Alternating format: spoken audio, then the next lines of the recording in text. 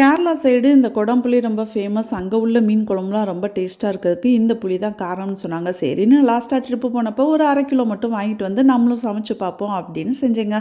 சூப்பராக இருக்குது உண்மையிலேயே. இது ஏதோ ஆரஞ்சு பழம் மாதிரி காய்க்கும், அதில் தோலை மட்டும் எடுத்து இந்த மாதிரி பண்ணுவாங்களாம். நான் 2 டைம் மீன் குழம்பு அப்புறம் ரசம் காரக்குழம்புலாம் வச்சேங்க. சூப்பராக இருந்துச்சு உண்மையிலேயே. நம்ம ஊரில் மாங்காய் சீசன் வர ஆரம்பிச்சிருச்சு. ஒரு மாங்காய் 60 ரூபா சொல்கிறாங்கங்க. ஒரு பீஸ் தான் ஒரு குழம்புக்கு. இன்றைக்கி எங்கள் சைடு பார்த்திங்கன்னா காலையில் அவ்வளோ மிஸ்ட்டு ஃபார்ம் ஆகிருந்துச்சுங்க. எனக்கு இந்த இயற்கையிலேயே ரொம்ப பிடிச்சது இந்த மிஸ்ட்டு ஃபார்ம் ஆகும்போது அந்த சில்னஸ் வரும் பாருங்கள். அப்படியே அது என்னமோ யூனிவர்ஸ் அந்த இயற்கையோடு நம்ம ஒன்றி இருக்கிற மாதிரி ஒரு ஃபீல் கிடைக்கிது. வெயில் காலம் வரப்போகிறதுனால இந்த போன் வில்லாலாம் திருப்பி புதுசாக துளிர் விட்டு பூக்க ஆரம்பிச்சிருச்சுங்க. இனி மாடி ஃபுல்லாக எங்கள் வீட்டில் கலர்ஃபுல்லாக பூக்க ஆரம்பிச்சிடும். எல்லா கலர் வெரைட்டியும் எங்கள் வீட்டில் மாடியில் இருக்குது.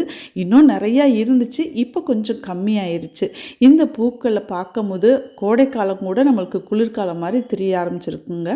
அவ்வளோ அழகாக இருக்கும். இயற்கை மாதிரி நம்மளுக்கு சந்தோஷத்தை கொடுக்குறது வேறு எதுவும் இல்லை.